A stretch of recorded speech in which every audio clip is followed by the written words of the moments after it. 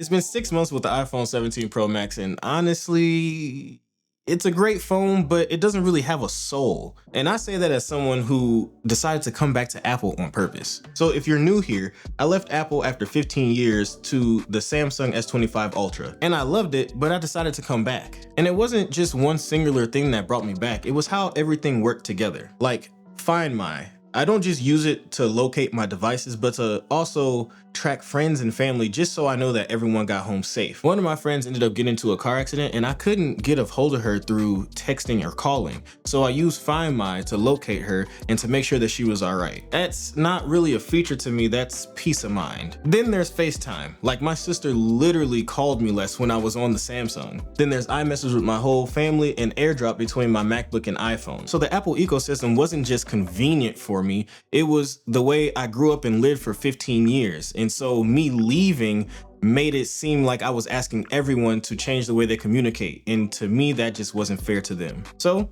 I got the iPhone 17 Pro Max and I've been using it every day for the past 6 months. Let's just talk about the good things. And I think the cameras are literally fantastic. And I don't say that because I ran a bunch of tests. I say that because I was in Nashville, saw something that I wanted to capture, I pulled out the phone and shot it. And when I got back and looked at the photos later, I realized it captured the moment exactly how I wanted it to. And that's all you can really want from a phone camera. Same thing when I went to Southern University for homecoming, I decided to capture their halftime show. And I was zooming in and out the whole time and the clarity held up throughout. No complaints there. The battery life is solid. I'm able to get a full day out of it, and with lighter usage, I'm even able to get 2 full days. And honestly, for a phone, that's one of the best compliments that you can give. And that's really about it for the wins. And the fact that I can summarize 6 months in a couple sentences kind of says a lot about it. Get into some of the issues with it, and I can go on and on about Apple AI, but Siri drives me nuts. I drive a lot for work during the week, and I really don't want to touch my phone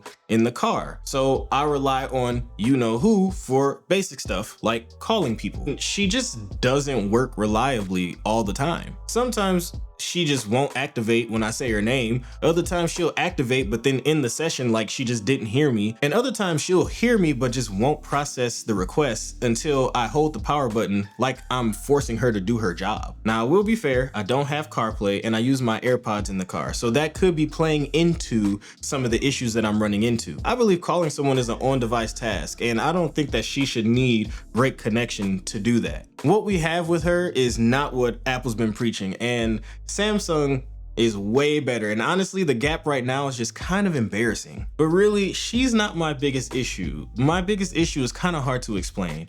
So I'm a cloud engineer who builds servers, changes configs, and fixes fires that developers can't. And even though it's stressful, I love it because there's infinite possibilities. And iPhone just does not deliver that type of feeling. I literally use this phone the exact same way that I use my 15 Pro Max, and it just sort of faded to the background. It's literally a thing that I watch YouTube on most of the time. And at the time of this video, I watched 27 hours of YouTube last week, which is kind of embarrassing to admit. But what that means is that I'm not really engaged with the phone. I'm just consuming on autopilot. Now, the other day I did something that kind of solidified everything for me. If you saw my recent short, I talked about having unfinished business with Samsung and how I never gave it a fair shot because I was trying to use it like an iPhone instead of embracing what makes it different. Well, the other day I decided to put a SIM back into the S25 and just kind of test the carrier plan. And within 20 minutes, I was watching videos on hidden features in One UI,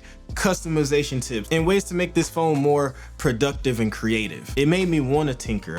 I wanted to explore. And that's something I haven't felt on iPhone in 6 months. The iPhone didn't do anything wrong. It's just that when I picked up the Samsung, it made me remember what it felt like to be genuinely curious about a phone again. Now, Apple has figured out customer retention by making people feel safe. And I respect that business model, but safe is not the same thing as satisfying. Being inside the walled garden just makes you not see what's outside of it. So the question is, should you buy it? If you're on a 14 or older, yeah, the battery improvements and the heat management is generally fixed, so you will feel that difference. If you're on a 15 though, I would think about it because that phone is now 2.5 years old, and I would definitely check your battery cycles and your battery health. If you're dealing with battery degradation and heat management that plague that phone, just go ahead and upgrade. If you're on a 16 though, just save your money. Now, if you left Apple and are considering coming back, I would think about why you're considering it. If it's ecosystem like Find My, iMessage, FaceTime, then honestly, it's the right call. It works seamlessly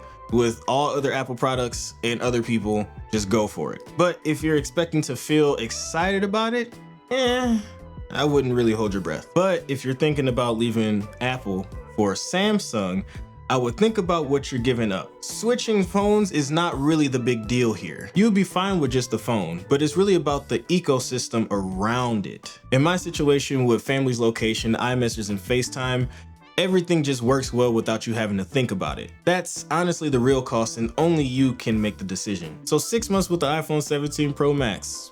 Great battery, great cameras. It just does everything that a phone should do. But somehow that's the most underwhelming thing I could say about a $1,200 phone. It has no soul, and I came back to it on purpose. Make it make sense. Now, the S26 Ultra arrives in a couple days, and for the first time in a minute, I'm actually curious and excited about a phone again. If you want to see how that goes, and trust me, I have unfinished business with Samsung, go ahead and hit that subscribe button so you don't miss anything. Also, drop a comment below and let me know, are you an Apple lifer or have you considered making a switch? I'd honestly love to know. That's all for me though. I'll see you in the next one.